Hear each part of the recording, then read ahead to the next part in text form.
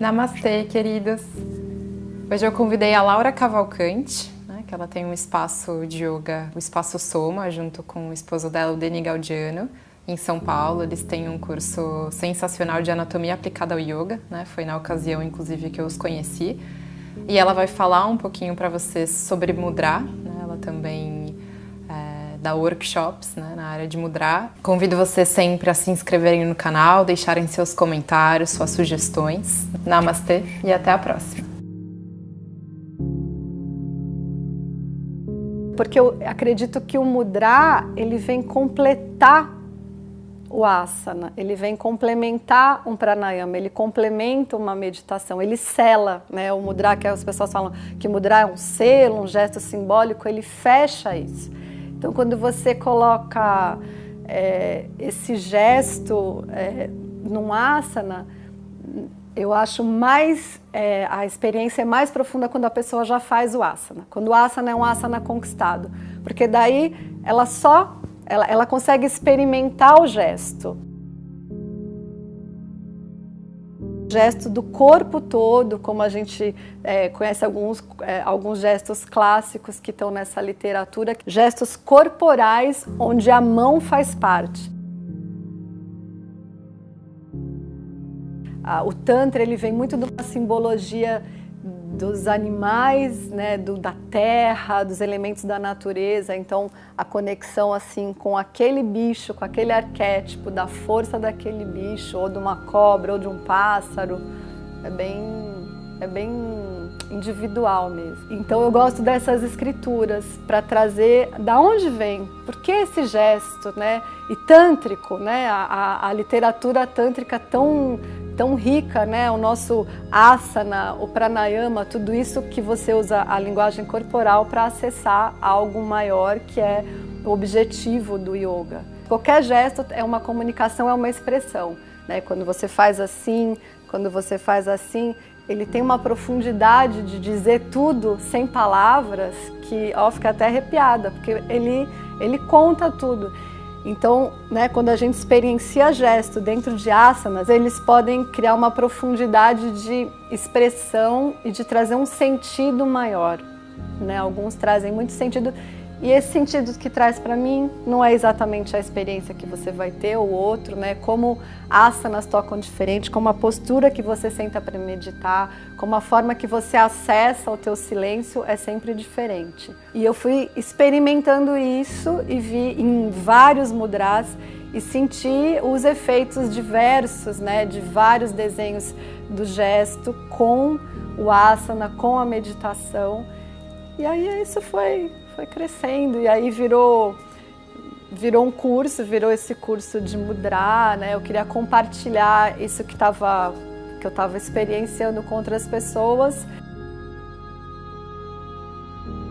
Para quem já é do yoga, então falar de gestos da meditação, como em Ana Mudra, então, né, aqui você fecha, né, um círculo de energético, né? Aí você ainda coloca, se for para fazer em asana, né, você pode fazer assim ou ainda mais, né, fechando o ciclo, o Shiva Mudra, e até mesmo, né, ficar com a palma das mãos assim e deixar ela aqui, o gesto, isso aqui vai fazer um sentido, né? Isso aqui toma uma dimensão quando você faz um gesto de oferenda.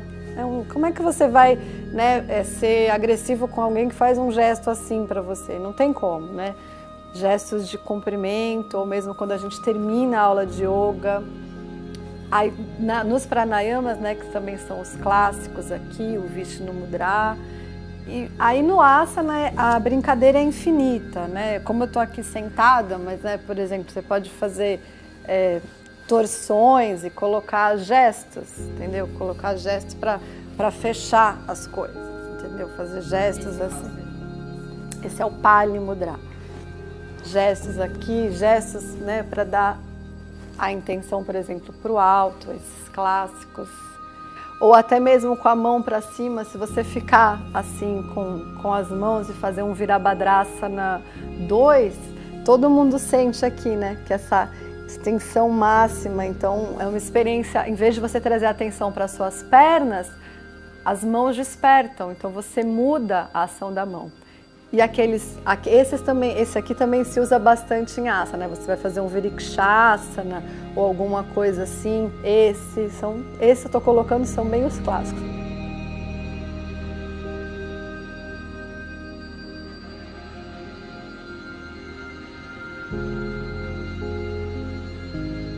Eu fiz dança, né, quando eu era adolescente e tal, então assim, os gestos, essa linguagem corporal, ela sempre esteve presente.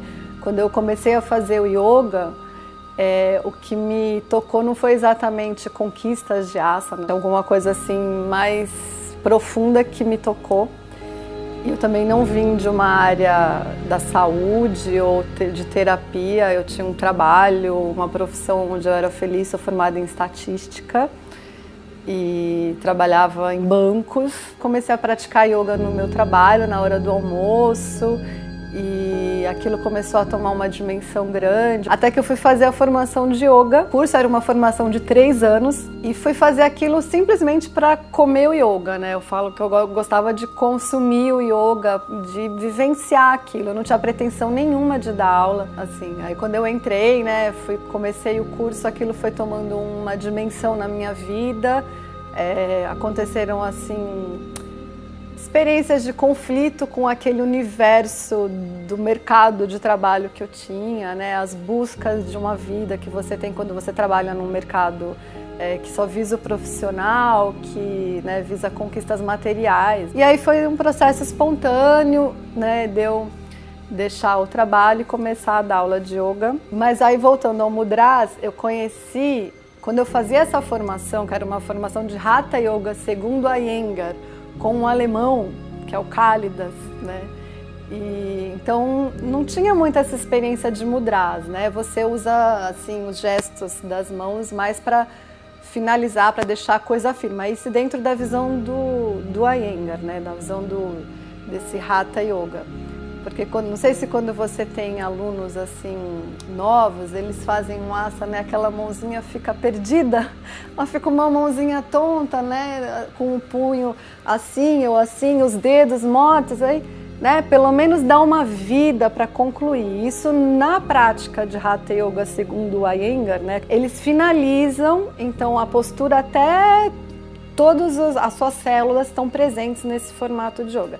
Mas não eram com desenhos de mudras, né? Tem uma foto bonita de um Paschimottanasana do Iyengar que ele finaliza com Jnana Mudra, né? Vai lá, acho que era uma das poucas. Então fazer um Kali Mudra na minha formação, um Virabhadrasana, um Kali Mudra, era motivo de você ser chamada a atenção. Não existia isso, existia, né, a visão do alinhamento. E aí eu fiz um curso na verdade, de chakras lá no sul, e tinha mudras, mas eram mudras assim de uma forma bem terapêutica. Aí eu comecei a trazer essas experiências dos mudras, também conheci o Deni, que vinha de uma prática que usava muito, então eu comecei a experimentar aqueles mudras no asana, e a gente já faz, né, um mudra na meditação, a gente já faz um mudra aqui na meditação, quando está fazendo pranayama, né, faz um Vishnu Mudra, então aquilo já acontece, a gente nem sabe, mas está fazendo um mudra. Então eu fui colocando esses mudras em algumas experiências e também com aquela visão da anatomia, né, o professor Magno, ele fala uma coisa que me chamou muito e me fez aprofundar também essa experiência para os meus alunos, que é que a gente precisa de poucas sinapses para fazer, né, uma elevação da perna, mas para fazer um movimento refinado, um movimento fino, você precisa de muitas sinapses, muitas informações neuronais. Então aquilo acessa ao despertar da tua memória, da tua capacidade, né? Expande. Quando você pensa numa terceira idade que está com falhas de memória, com pouca capacidade de concentração, então você usar gestos, né? Você pode experimentar com a terceira idade como eles têm dificuldade em fazer alguns gestos, e quando aquilo acontece, é um despertar para eles, assim como eles também dirigem e quase não giram o pescoço para fazer uma manobra. E quando eles fazem, né, os terceira idade que fazem yoga, eles começam a perceber capacidades do seu dia a dia que acontecem com o yoga.